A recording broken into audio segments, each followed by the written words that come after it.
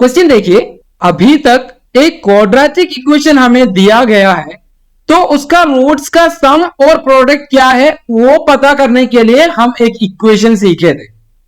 तो उधर दिया हुआ था एक क्वाड्रेटिक पॉलिनोमियल। अब क्वेश्चन उल्टा हो गया, हमें पता करना है एक क्वाड्रेटिक पॉलिनोमियल जिसका रूट्स का प्रोडक्ट हो -3, सॉरी जिसका प्रोडक्ट का सम हो -3 और प्रोडक्ट हो 2।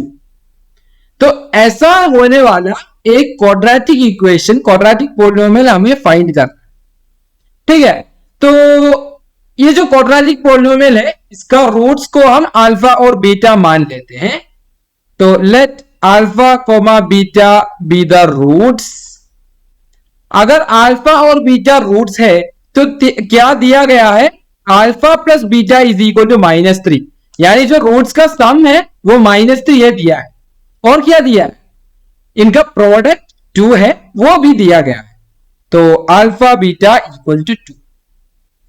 अगर ये दोनों दिया गया है तो इसको सैटिस्फाई करने वाला एक क्वाड्रेटिक इक्वेशन बनना है।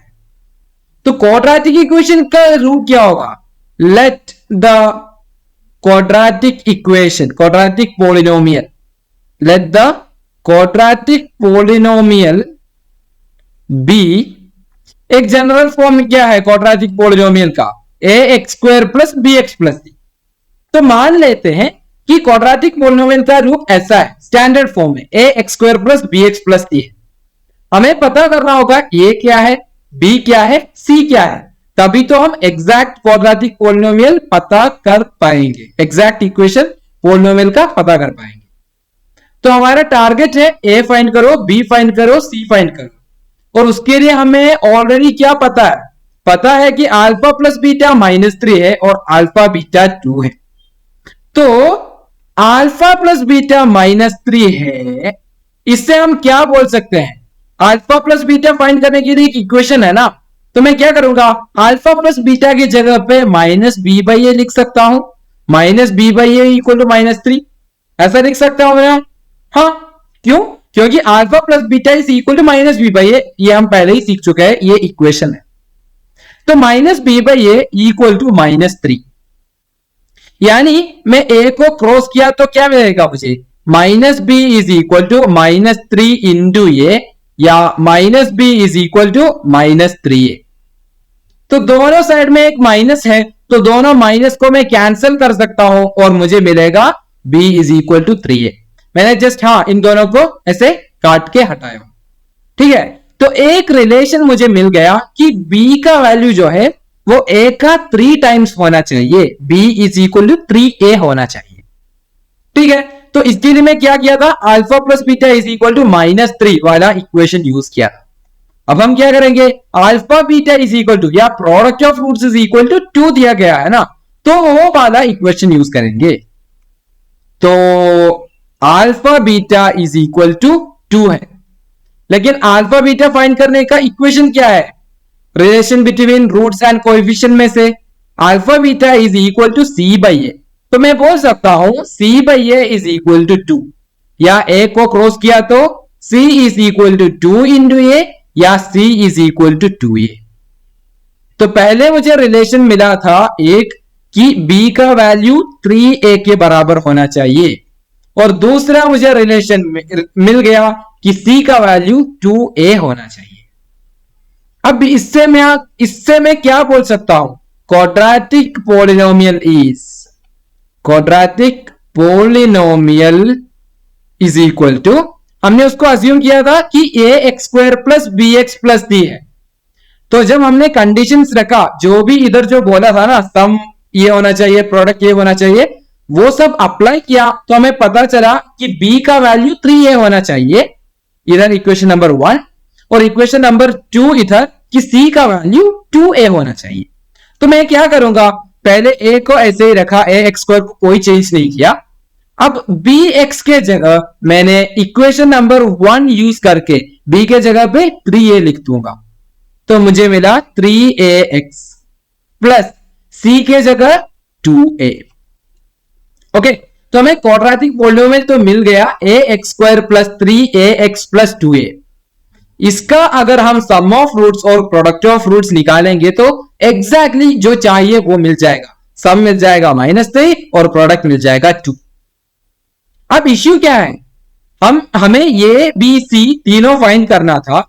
हम बी और सी को तो हटा दिया इनसे, बट ये का वैल्यू कुछ भी हो सकता है। चाहे ए का वैल्यू में कुछ भी दे दूं, 0 के अलावा ए के जगह पे 1 रखूं, 2 रखूं, 3 रखूं, 1000 रखूं, हमेशा ये जो कंडीशंस इधर मांगा गया है ना, वो वाला कंडीशन तो सेटिस्फाई हो जाए। ठीक है, तो इसका आंसर्स बहुत सारे हैं, मैं ए के जगह पे कुछ भी वैल्यू दे सकता हूं। तो सबसे आसानी से हम क्या करेंगे, हम दे देंगे कि ठीक है तो ए आप 1 हो जाओ, तो मुझे ज्यादा आसानी होगा। तो पुट ए इक्वल टू 1, तो हमें क्या मिलेगा, polynomial, required polynomial equal to a के जगह पे मैं 1 रख रहा हूं, मैं कुछ भी रख सकता हूं 0 के अलावा, तो मैंने 1 रख लिया। तो क्या मिलेगा, 1 into x square plus 3 into 1 into x plus 2 into 1, या x square plus 3x plus 2, ये हो गया पोलिनोमियल। क्लियर है? तो सिर्फ ये नहीं, ये तो एक पोलिनोमियल है, इसके अलावा भी बहुत पॉसिबिलिटीज है।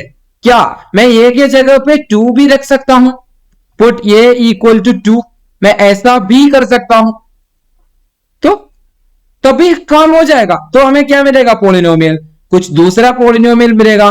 Polynomial is equal to 2x square plus 3 into 2 into x plus 2 into 2, या 2x स्क्वायर प्लस 3 इंटू 2 हो गया 6, सो मिला 6x प्लस 2 इंटू 2 हो गया 4।